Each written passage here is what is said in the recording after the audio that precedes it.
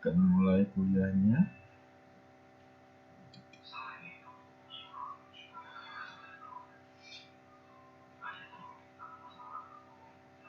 Oke. Baik, saya mulai sambil menunggu yang lain ya. Saya share screen dulu. Saya kalau pakai slide agak lama, saya pakai PDF saja.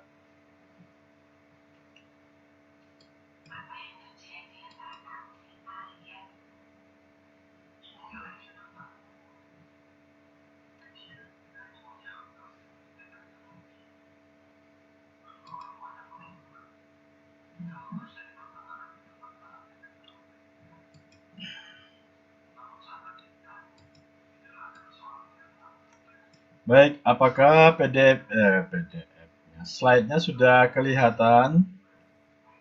Sudah, Pak. Sudah ya, kita bisa mulai ya sambil menunggu yang lain untuk berusaha masuk ke Zoom. Ya, topiknya adalah ini pertemuan kita yang ketiga. Ya. Topiknya adalah indikator pembangunan dalam perencanaan. Pertanyaannya memang adalah kalau kita tidak paham tentang indikator pembangunan, maka akan sulit kita menyusun sebuah perencanaan. Akan sulit kita mengukur apakah sebuah perencanaan pembangunan itu berhasil atau tidak ya ketika itu dilaksanakan. Ya.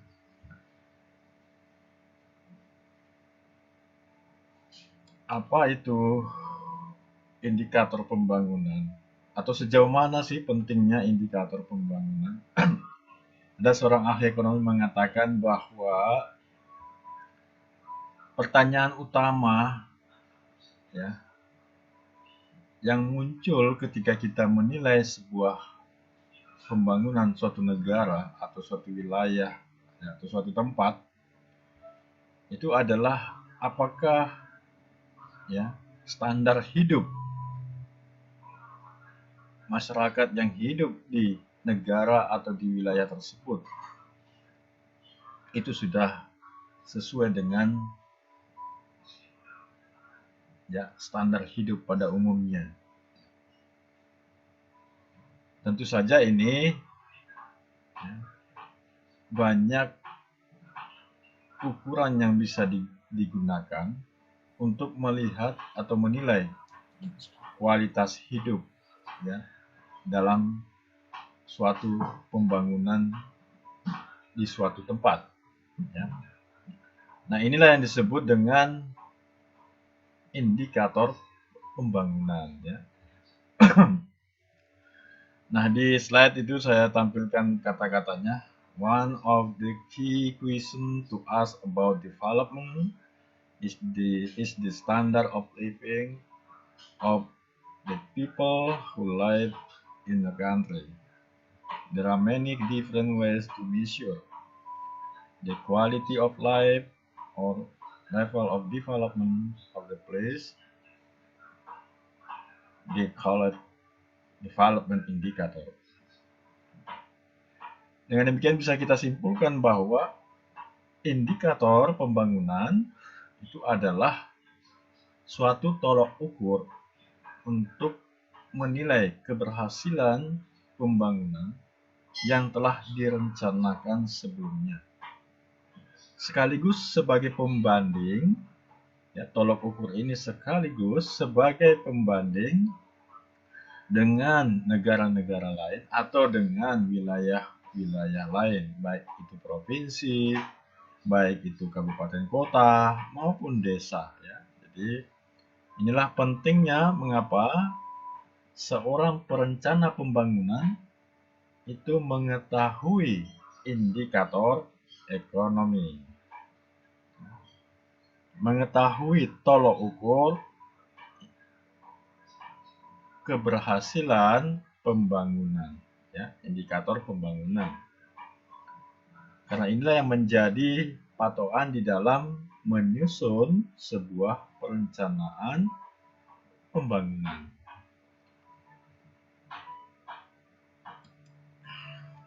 Nah, saudara sekalian, Anda lihat ini pacarnya Berto ini ya.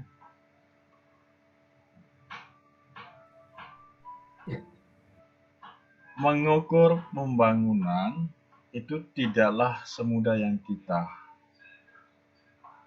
bayangkan, ya. Tidak ujuk-ujuk itu bisa diukur, misalnya dengan peningkatan pendapatan, misalnya. Apakah meningkatnya pendapatan nasional misalnya atau pendapatan per kapita ya masyarakat, maka dapat dikatakan itu sebagai tolok ukur keberhasilan pembangunan? Tentu saja belum tentu, karena masih banyak tolok ukur atau indikator yang lain ya, yang seharusnya menjadi pertimbangan di dalam melihat keberhasilan atau kesuksesan pembangunan. Tidak hanya satu indikator saja, ya. Tidak hanya indikator ekonomi saja ya, yang sifatnya kuantitatif, tetapi juga indikator yang lain seperti misalnya indikator sosial, ya, indikator politik, ya, dan lain-lain indikator. Oke. Oleh karena itulah para ahli perencana pembangunan itu biasanya menggunakan berbagai macam jenis indikator atau tolok ukur keberhasilan pembangunan.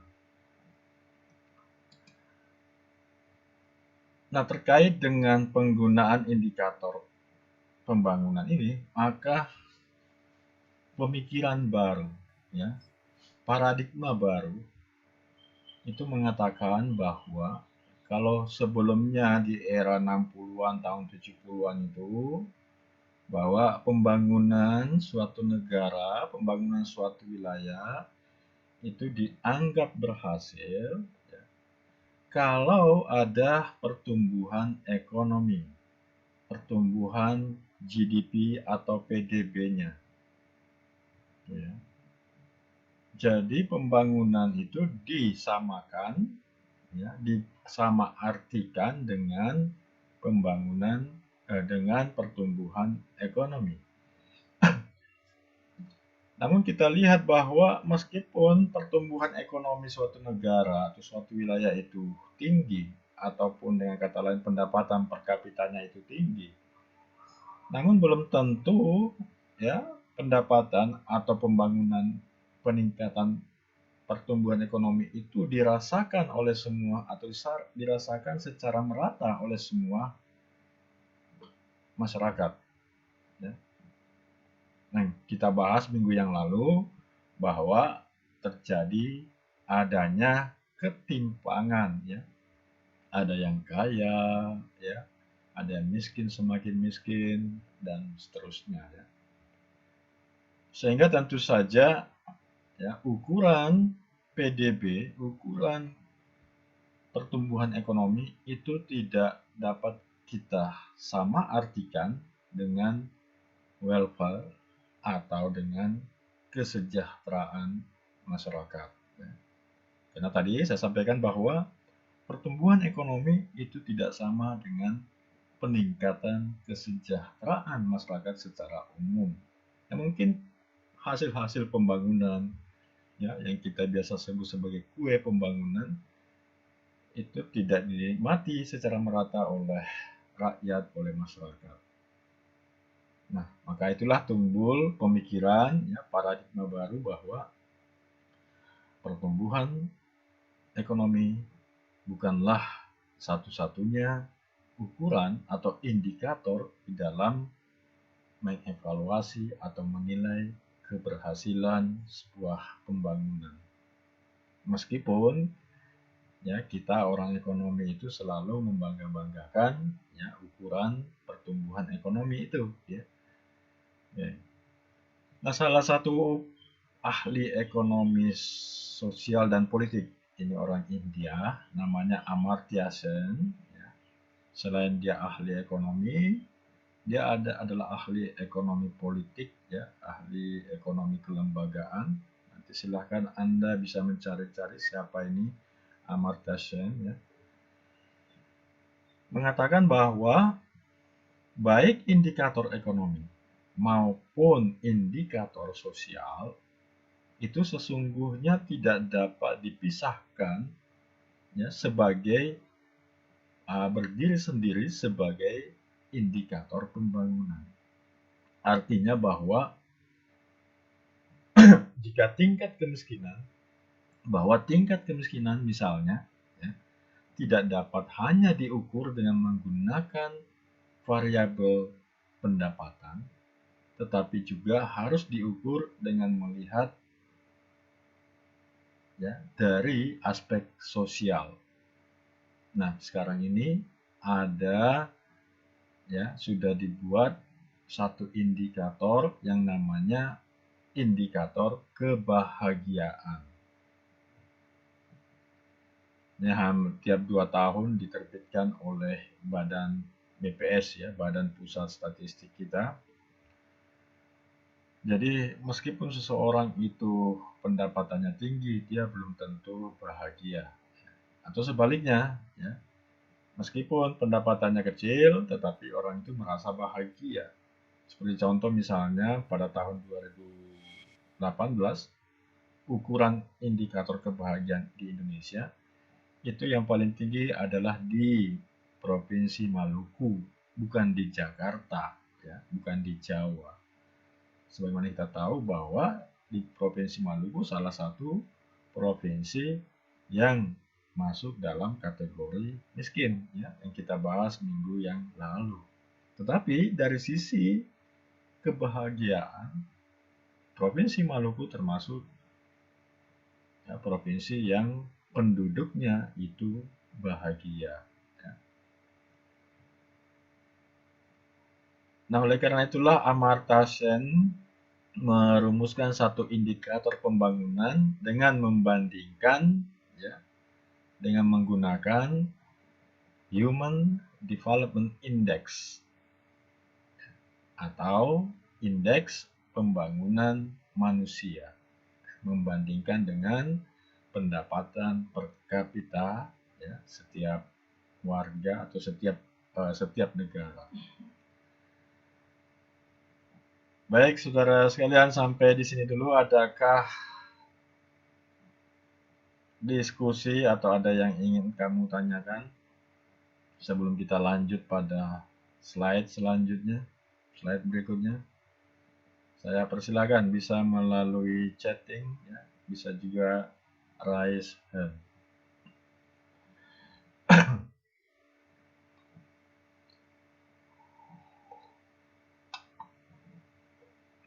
Silakan.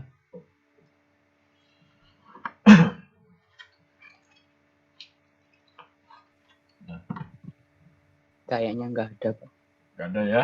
Jadi paham, ya. Jadi seorang perencana pembangunan harus paham betul soal indikator pembangunan.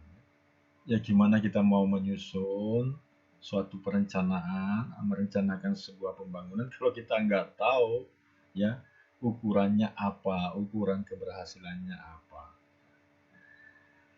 Baik, saya lanjutkan pada slide berikutnya, mudah-mudahan terlihat. Nah, yang umum digunakan adalah indikator ekonomi dan indikator sosial untuk melihat sukses atau berhasil tidaknya sebuah perencanaan pembangunan. Ya. Di samping itu juga ada juga yang menilai dari indikator politik. Ya. Indikator ekonomi misalnya banyak sekali sebetulnya, ya. Cuma saya berikan contoh 2 saja. Ada 2 di sini, ya, masalah wealth atau kekayaan negara atau aset negara dan masalah pekerjaan. Indikator kekayaan atau aset itu misalnya diukur dengan PDB. Ya. PDB itu adalah nilai total dari semua barang dan jasa yang diproduksi dalam sebuah negara atau dalam sebuah provinsi atau kabupaten kota, ya, ataupun desa. Ya. Itu kemudian diukur menggunakan GMP, ya, Produk Nasional Bruto. Nah, pertanyaannya adalah, kamu tahu kan, kamu sudah mengikuti ekonomi pembangunan toh ya, sudah mengambil mata kuliah ekonomi pembangunan dan ekonomi makro, jadi saya tidak perlu menjelaskan apa perbedaan GDP dan GMP ini.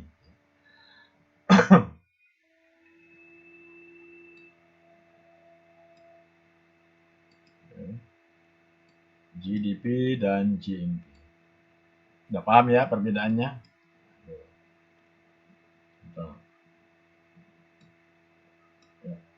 Halo? Iya, Pak, paham. Ya. Oke, Rois, apa perbedaan GMP dan GDP?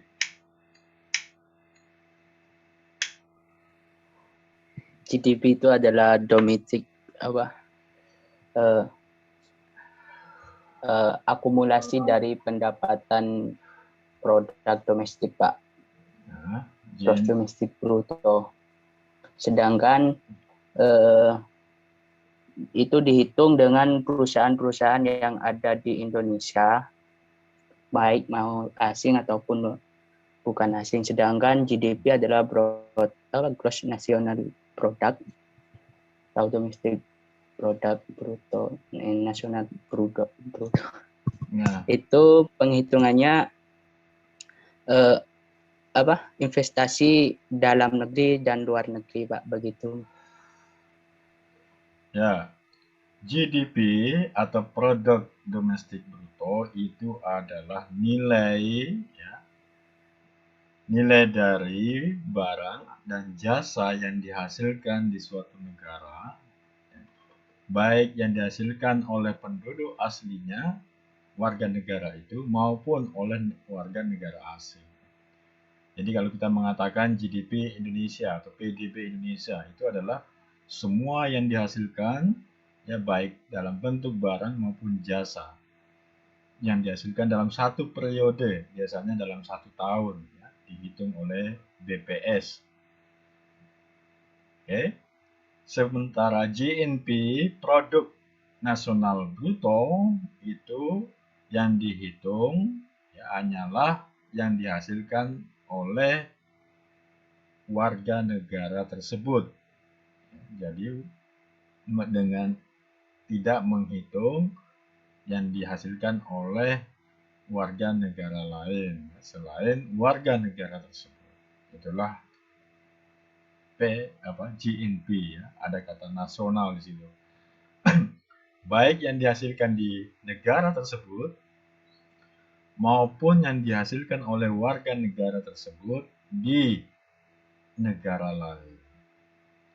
Ya, misalnya TKI kita, TKW kita, ya. Tapi untuk menghitungnya agak sulit memang, ya. Itu jadi yang dihasilkan oleh warga negara Indonesia di Indonesia dan yang dihasilkan warga negara Indonesia di negara lain. Itulah GNP, ya, Produk Nasional Bruto. Baik, saya lanjut ke pekerjaan. Indikator berikutnya adalah job.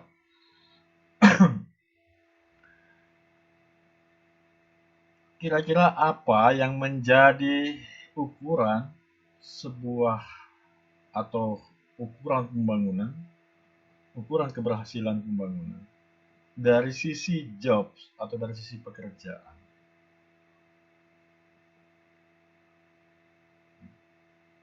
Ya, gampangannya adalah terciptanya banyak lapangan pekerjaan, ya. Bisa membuka banyak lapangan pekerjaan, ya. Pengurangan tingkat pengangguran, itu gampangannya begitu. Tetapi yang paling penting, ya, secara struktural bahwa ada shifting, ada pergeseran jenis pekerjaan. Yang tadinya masyarakatnya itu lebih banyak bekerja di sektor pertanian yang tradisional, maka akan bergeser ke sektor industri misalnya atau jasa.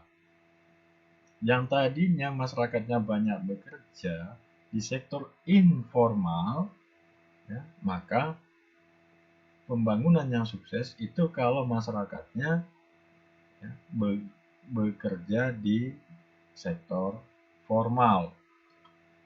Paham ya? Jadi ada pergeseran harusnya ya. Seberapa besar dalam satu periode itu ada pergeseran jenis pekerjaan yang dilakukan oleh masyarakat.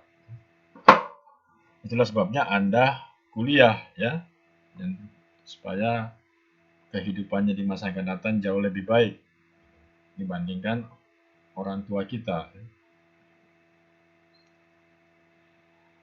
Baik, saya lanjut. Apalagi di era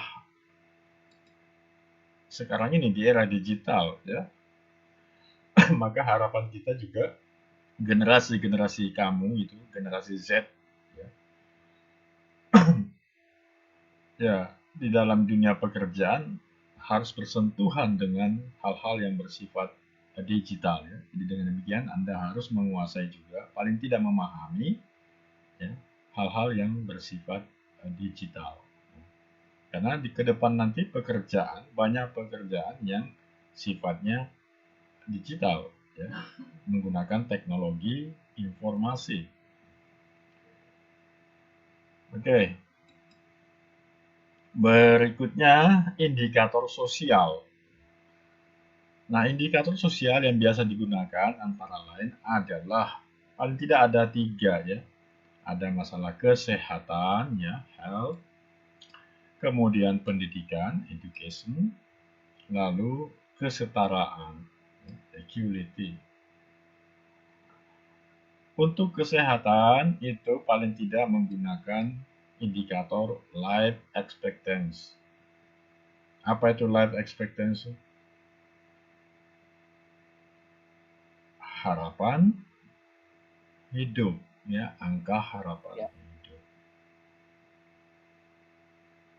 Di Indonesia, provinsi mana yang angka harapan hidupnya tertinggi?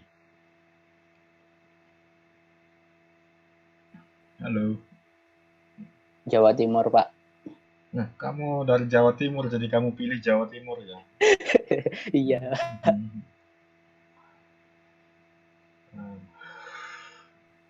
Gawat Bung ini. Indonesia, angka harapan hidup tertinggi ada di Provinsi DIY. Bukan Jakarta, DIY. DIY tahu ya? Daerah Istimewa Yogyakarta. Jadi kalau kamu tinggal di Jogja, hidupmu akan lebih lama ya. Angka harapan hidup di Jogja kalau tidak salah itu 74 atau 75 tahun ya. Apa sih maksudnya angka harapan hidup itu? Saya tanya dulu, ada siapa aja di sini? Ada Ahmad Herianto. Halo Ahmad Herianto. Halo Pak. Ya, apa itu angka harapan hidup?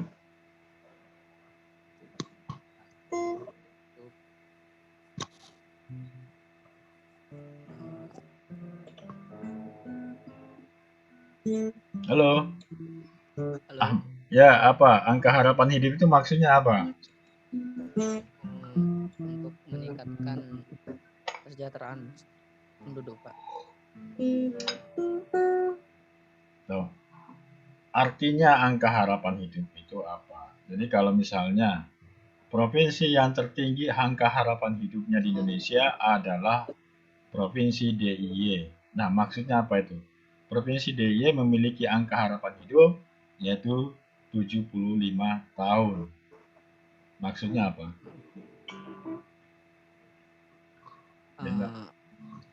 Sebagai evaluasi kinerja pemerintah dalam meningkatkan kesejahteraan penduduk secara umumnya dan Maksud. meningkatkan Nah, terus angka 75 itu apa maksudnya? Sekarang saya ke perempuan ya Pak ya. Berto, mana Berto ini?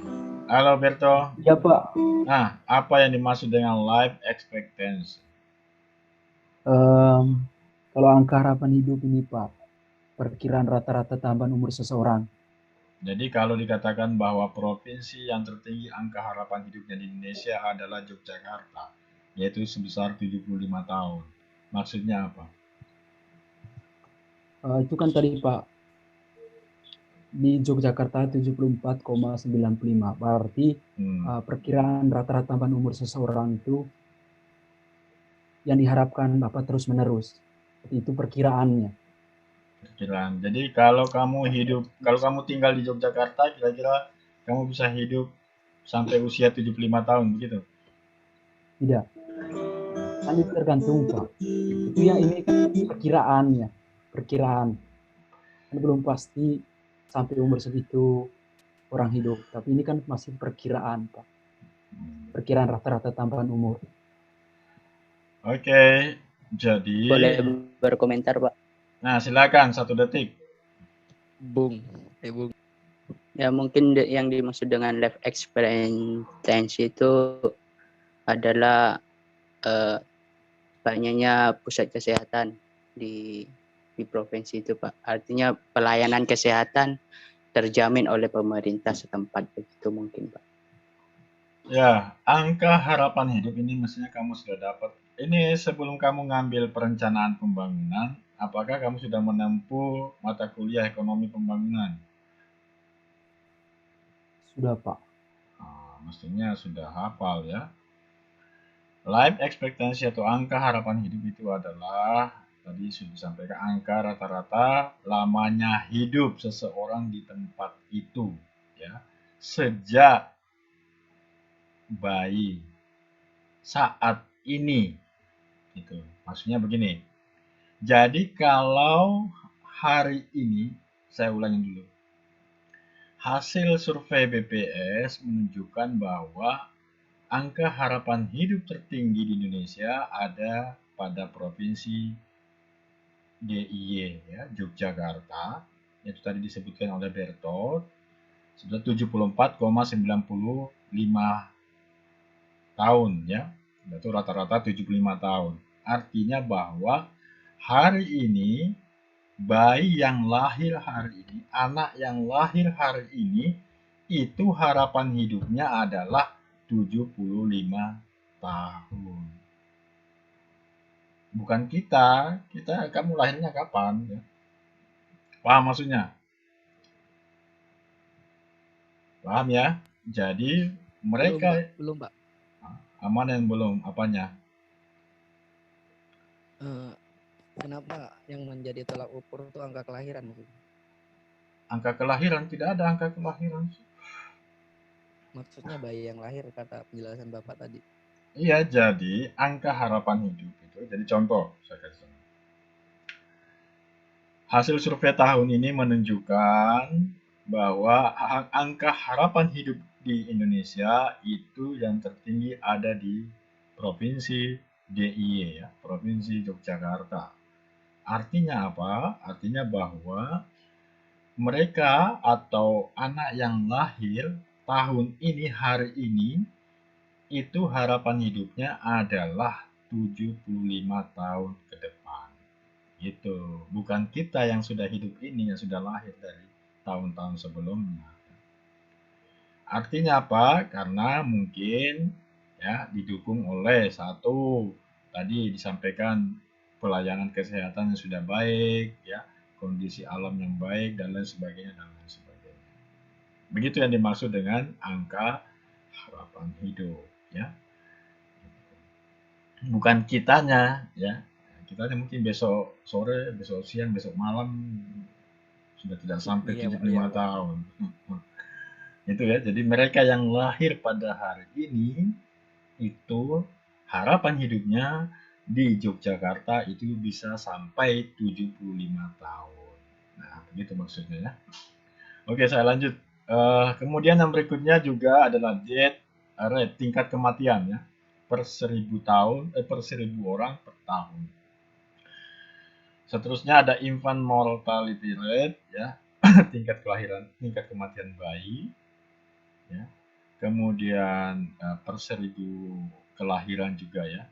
Nah, berikutnya ada education. Indikator pendidikan itu menunjukkan persentase orang yang masyarakat atau rakyat yang menikmati pendidikan menengah ke atas, ya, SMP ke atas. Nah, kita di Indonesia, data yang terakhir menunjukkan bahwa para pekerja atau para usia produktif di Indonesia, usia produktif itu adalah 15 tahun sampai 64 tahun, ya, itu menduduki persentase terbesar yang pendidikannya masih SD, ya, SD ke bawah, ya, sekolah dan tidak sekolah dan SD. Sekitar 46%. Yang perguruan tinggi, lulusan perguruan tinggi itu belum banyak, hanya sekitar 12-13%. Nah, ini kita harapkan supaya semua, kalau bisa semua masyarakat, ya, itu bisa mencicipi, ya, dunia pendidikan tinggi, ya. Yang lain daripada education adalah literacy rate, tingkat kemampuan membaca dan menulis serta berhitung. Nah, di Indonesia masih banyak orang yang tidak bisa membaca, ya. Masih banyak orang yang tidak bisa menghitung dengan baik. Nah, yang lain daripada pendidikan itu adalah rata-rata lamanya penduduk itu bersekolah. Nah, di Indonesia misalnya, rata-rata atau rata-rata lamanya sekolah itu adalah kurang lebih 10 tahun. Berarti rata-rata penduduk Indonesia itu hanya tamat 10 tahun itu kelas berapa itu? 6, 3, hanya tamat SMP, ya. Hanya tamat, rata-rata hanya capai kelas 1 SMA, gitu kan. Oke, kemudian yang berikutnya adalah equality atau kesetaraan, ya. Ini memberikan kesempatan khususnya kepada kaum perempuan, ya, baik untuk mendapatkan akses pendidikan, akses kesehatan, dan akses pendapatan. Jadi memang ini masalah gender, ya, masalah perbedaan jenis kelamin. Jadi harus sama kesempatan yang diberikan. Kalau di Indonesia sudah oke lah, ya, perempuan bisa jadi direktur, bisa jadi politisi, ya. Kita tahu bahwa salah satu syarat untuk mengikuti pemilu itu adalah bahwa partai politik itu harus mengalokasikan, ya, calon anggota dewannya itu 30% minimal untuk kaum perempuan. Itu kemudian juga yang lain adalah adanya distribusi pendapatan, ya, distribusi akses terhadap ekonomi, sumber daya ekonomi yang baik, ya, yang merata. Jadi bukan dikuasai hanya oleh para pengusaha tertentu, bahkan oleh para pejabat, tetapi diberi kesempatan kepada semua masyarakat, ya, untuk bisa mendapatkan akses modal, akses pengetahuan, akses keterampilan mengelola usaha, dan banyak hal. Nah, inilah yang menjadi ukuran untuk melihat apakah pembangunan itu berhasil atau apakah perencanaan pembangunan itu bisa dikatakan berhasil atau tidak. Baik, saya lanjut sedikit, satu lagi slide-nya. Ya, ini kenapa ini ada gambar ini. Bentar, ya.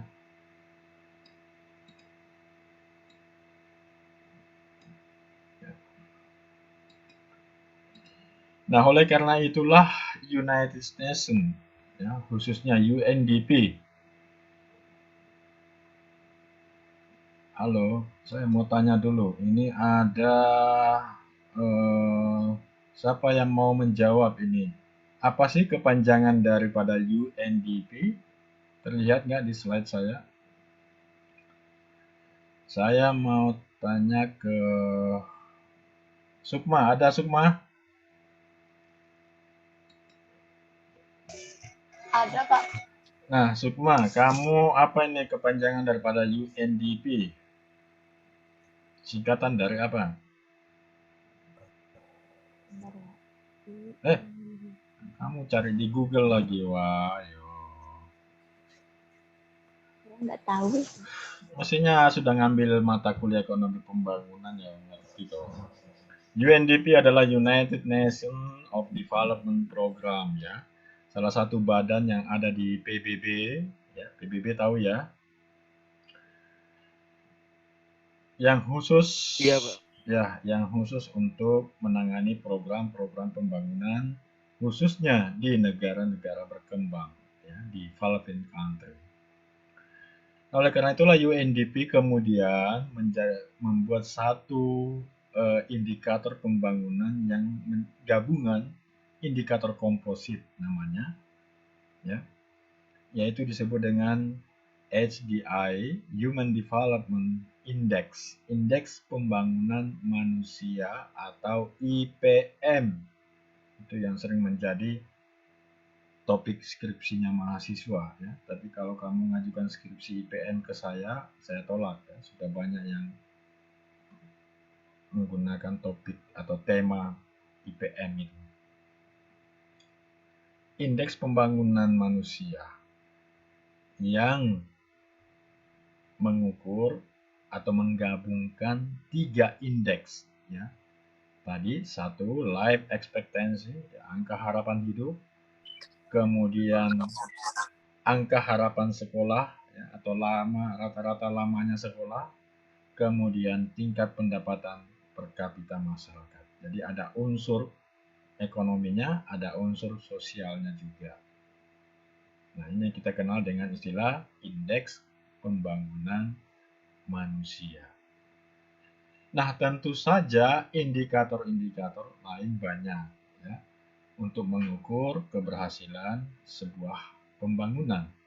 Ada namanya indeks Gini atau rasio Gini rasio, ya, ada ya. Kemudian juga ada namanya dari sisi politik, ada yang disebut dengan indeks demokrasi.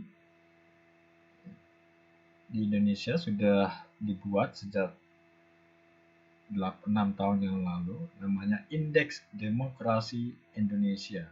Kamu bisa cari di BPS. Kemudian juga ada indeks kebahagiaan. Ya. Kemudian yang lain ada indeks corruption. Ya. Korupsi. Karena korupsi juga menghambat pembangunan. Korupsi juga harus menjadi salah satu bagian dari perencanaan pembangunan. Kalau tidak, negara itu tidak akan bisa maju kalau korupsinya tinggi. Dan banyak yang lainnya mengenai indikator pembangunan baik dari sisi sosial maupun ekonomi. Baiklah saudara sekalian, adakah pertanyaan? Kemudian kalau kamu ingin melihat posisi Indonesia saat ini dalam hal indeks pembangunan manusianya, kamu bisa membuka link dari UNDP ya, profil Indonesia terkait dengan pembangunan manusia. Indonesia berada di urutan berapa ya? Masih berada di urutan 100 lebih. Oke. Terima kasih. Kalau ada pertanyaan saya tunggu bisa lewat chatting. Silakan sebelum kita masuk ke dalam presentasi ya. Kita masih punya waktu sekitar 15 menit. Adakah pertanyaan terkait topik kita indikator ekonomi?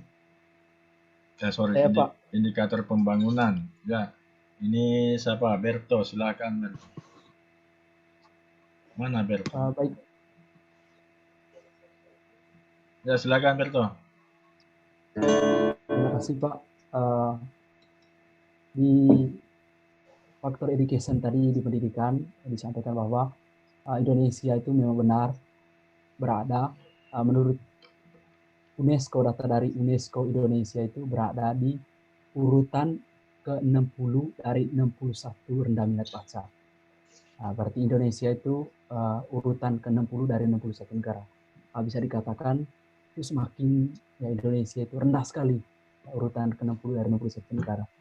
Ya, padahal kalau kita lihat bahwa Indonesia itu lebih prioritaskan infrastruktur daripada hal-hal lain.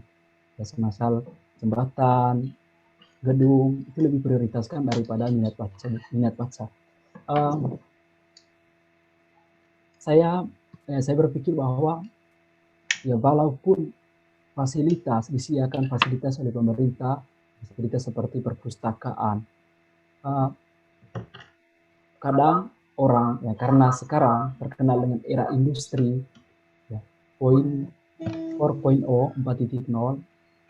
itu rendah minat ini ya, walaupun ada fasilitas yang mencukupi, tetapi banyak tidak kesadaran. Artinya tidak ada kesadaran dari dalam diri untuk membaca, walaupun banyak fasilitas. Yang saya mau tanyakan, Pak, kira-kira apa faktor yang mendasar, Pak? Kenapa ya orang tidak membaca buku? Padahal kan fasilitas lengkap, banyak perpustakaan, misalnya di Jogja, perpustakaan kota ada. Terus banyak kan. Kira-kira apa faktor yang mendasar, Pak? Kurang lebih seperti itu, Pak. Faktor mendasar padahal fasilitas sudah lengkap. Dan bagaimana cara dari pemerintah ya supaya rendah minat baca ini ya setidaknya 40 lah, 40 atau 30. Ya karena kasihan sekali kalau kita urutan 60 dari 61 negara. Itu berarti kita urutan bukan 2 dari depan tetapi 2 dari belakang. Sangat kasihan sekali, Pak. Kalau kita lebih mementingkan infrastruktur daripada hal-hal lain. Kurang lebih seperti itu, Pak. Baik, terima kasih Berto. Pertanyaan yang bagus ya. Di saudara sekalian, saya cek ini. Ya. Ada teori yang disebut sebagai human capital, ya, modal manusia. Itu teori itu nanti kamu bisa cari siapa yang memunculkan teori itu tahun 60-an itu ya. Bahwa pembangunan itu tidak semata-mata fisik ya, tetapi juga harus melihat ya, pembangunan manusianya yang kita sebut dengan human capital modal manusia. Karena itulah yang paling penting. Meskipun di negara atau di daerah tersebut banyak gedung-gedung bertingkat, banyak jembatan, banyak rel kereta api, ya, infrastruktur di mana-mana. Tetapi kalau manusianya tidak dibangun dengan baik, maka itu tidak akan lama daerah tersebut akan hancur. Human capital itu menekankan pada 2 hal. Yang pertama adalah kesehatan dan yang kedua adalah pendidikan. Jadi bukan pendapatan tetapi kesehatan dan pendidikan. Artinya bahwa kalau suatu negara atau suatu daerah itu mau maju, mau bertahan, mau sustainable, mau pembangunannya berkelanjutan, dinikmati oleh anak cucunya ke depan, maka 2 hal itu yang paling penting yang harus diutamakan di dalam perencanaan pembangunan, yaitu tadi kesehatan dan pendidikan. Dan ini saya sendiri sudah berkoar-koar ya, sudah berkali-kali ketika ngambil S3 dulu. Mengapa? Karena kebijakan pemerintah di periode pertamanya Jokowi itu yang saya kritisi ya, yang mengagung-agungkan soal infrastruktur sehingga orang mengatakan beliau adalah bapak infrastruktur. Wah, selalu saya sih apanya yang berhasil ya. Saya sudah mencoba waktu itu bahwa yang kita butuhkan. Papua misalnya itu tidak membutuhkan jalan, tidak membutuhkan jalan tol dan lain sebagainya. Mereka membutuhkan kesehatan dan pendidikan. Biarkanlah, misalnya saya contoh ya, orang Papua itu membangun sendiri jalan tol di sana.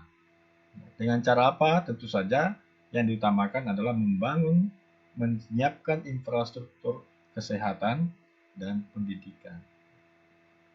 Tetapi kan pemerintah butuh pencitraan, ya, butuh dukungan, yaitu dengan membangun infrastruktur fisik. Jadi itu dua hal yang penting sebetulnya. Nah, ketika periode pertamanya Jokowi itu yang tidak ada penekanan di situ, yang ditinggalkan.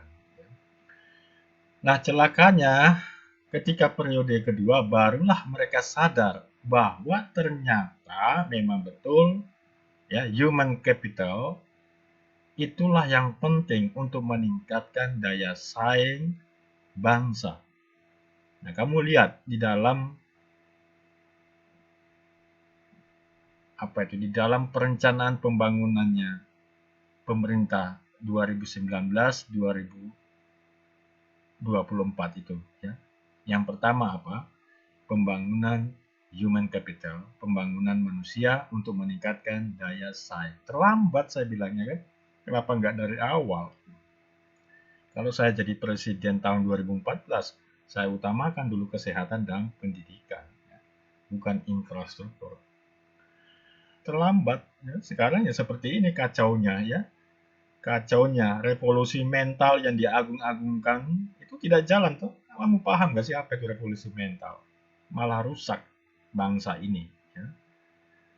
Medsos begitu jadi bahan pergunjingan, ya. Orang saling membenci satu sama lain. Itu karena infrastruktur yang diutamakan. Nah, betul kata Berto tadi bahwa urutan kita hasil pengukuran PISA, PISA, ya, itu salah satu badan dunia yang mengukur tingkat kecerdasan, tingkat pembelajaran rakyat sebuah negara. Kita memang berada di urutan paling bawah, ya. Baik itu membacanya, menulisnya, ya, kemudian berhitungnya, ya. Kita paling bodoh di Indonesia, di dunia. Oleh karena itulah Anda kuliah, ya. Nah, pertanyaan utamanya Berto tadi, bagaimana cara meningkatkan minat baca dan seterusnya? Nah, ini saya sulit menjawabnya Berto ya. Karena generasi kamu sekarang ini generasi Z, kemudian generasi milenial, itu polanya sudah berbeda dengan misalnya generasi saya. Generasinya saya membaca buku setiap hari itu pasti ya 4 sampai 6 jam. Saya membaca buku kuliah tidak hanya 1 kali, tetapi saya membacanya 10 kali. Ya, kalau dosennya, meskipun nilai saya nanti jelek tidak apa-apa, tetapi misalnya dosennya, ini buku referensi kita untuk mata kuliah ini, maka saya akan membaca buku itu pertama dengan cepat, ya, kedua dan seterusnya, itu sampai 10 kali baru saya merasa puas. Kita dulu, ini saya bicara dulu ya, di Jogja. Kita dulu ke perpustakaan. Fasilitas perpustakaannya tidak seperti sekarang ini, sudah bagus ya, menggunakan komputer dan lain sebagainya. Dulu masih manual. Kita ke perpustakaan UGM, ke perpustakaan Santikara, ya, yang ada di Kolombo sana. Kamu sudah tidak kenal itu apa perpustakaan Santikara. Perpustakaan daerah yang ada dekat kampus kita itu depannya Samsat, yang sekarang pindah ke JCC. Itu penuh, ya, penuh mahasiswa di situ. Sambil cari jodoh ya. Itulah budaya kita dulu seperti itu ya, membaca dan membaca. Nah, kemudian kenapa kok sekarang ini orang malas membaca? Ya, tidak lain karena pengaruh daripada perkembangan teknologi informasi. Apa-apa informasi, data apa saja itu ada di internet. Nah, itu sehingga orang malas membaca buku, ya. Padahal seharusnya tidak demikian, ya. Harusnya informasi yang ada di dunia maya itu hanyalah sebagai pelengkap atau hanya sebagai bahan konfirmasi bahwa apa yang kita baca, hasil dari bacaan kita itu betul, ya, sebagaimana yang banyak tersebar di dunia maya. Itu loh maknanya. Jadi sangat tergantung kepada kondisi perkembangan teknologi dan juga sangat tergantung kepada masing-masing pribadi. Apalagi sekarang ini, ya, Anda mungkin tidak pernah atau jarang ke Gramedia misalnya. Ya. Dulu Gramedia itu belum seperti sekarang ini. Ya.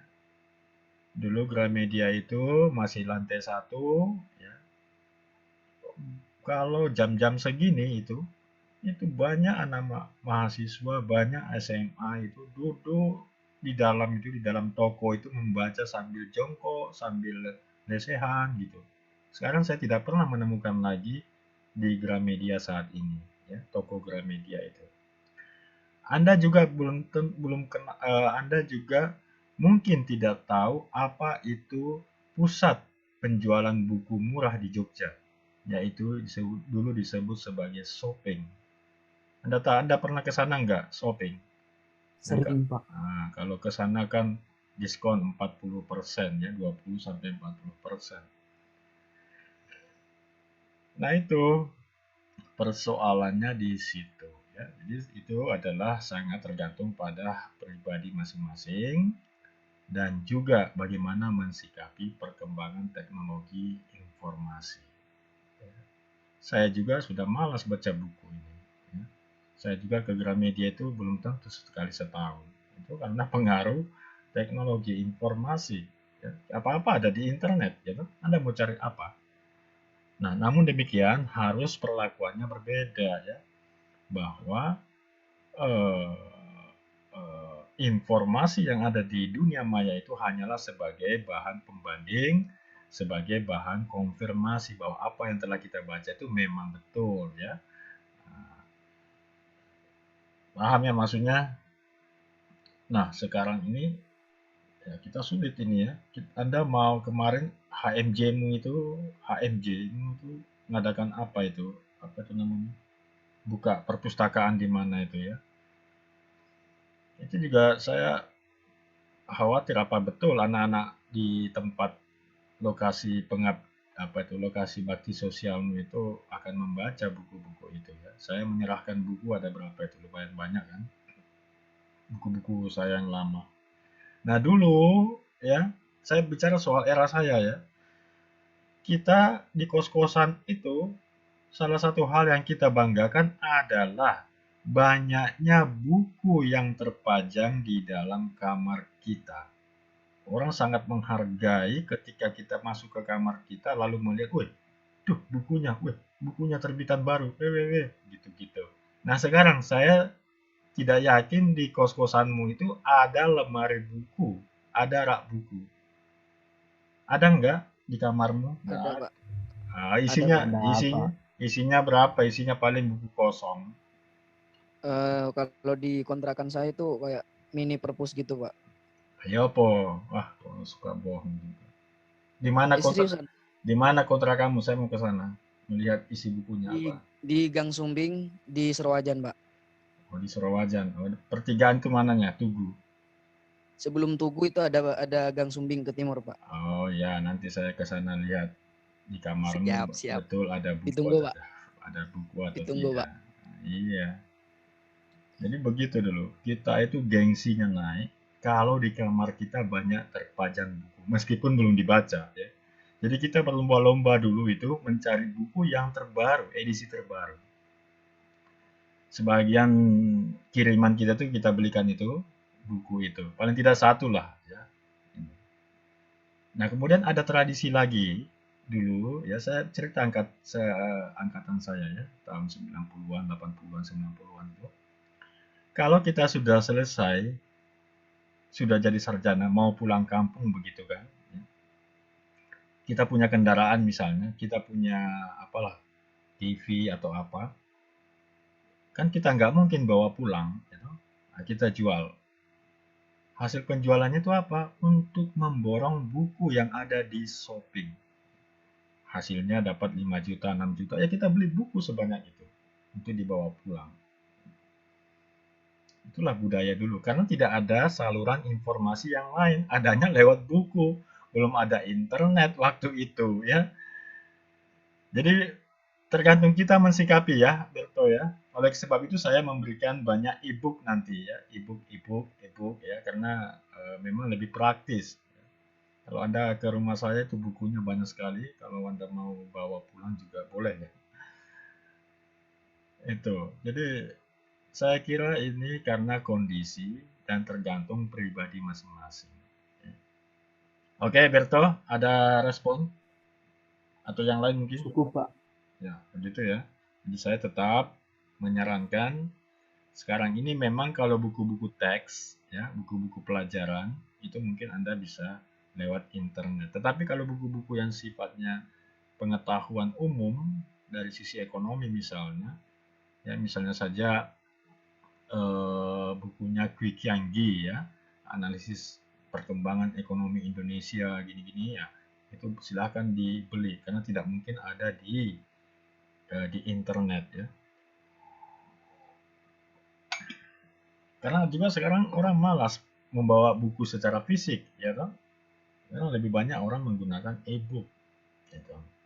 Jadi sekali lagi, bacalah buku meskipun itu e-book itu minimal 10 kali ya, kamu baca itu. Jadi dibacanya jangan pelan-pelan, cepat, secara cepat, satu kali. Besok, kalau kamu baca berkali-kali nanti hafal. Hafal hurufnya, hafal halamannya, hafal isinya. Bacanya harus cepat. Ya. Jadi harus menggunakan teknik membaca cepat. Baik, ada lagi? Oh, ini Pak, ini siapa? jam 10 kami ada kuliah lagi tetap Maya. Apa itu? Ekonomi internasional. Oh, begitu. Ya, Kebetulan sudah. Bapaknya sudah nunggu di Microsoft Teams. Oke, kalau gitu ini sebetulnya saya mau presentasi tugas-tugasmu ini, tapi ya udahlah kalau begitu kita akhiri saja ya, karena ini kan waktunya Iya, Pak. memang kita bukan waktu kita ya. Kita lanjutkan Baik, Pak. nanti minggu depan khusus untuk mempresentasikan tugas kamu ya, tugas kedua dan berikutnya. Baik, terima kasih semuanya, jangan lupa presensinya di LMS. Terima kasih, selamat siang. Ya. Selamat Siang, siang, Pak. Pak. Salam sehat. Siang, Pak. Selamat siang, Pak. Terima kasih. Sehat selalu, Pak.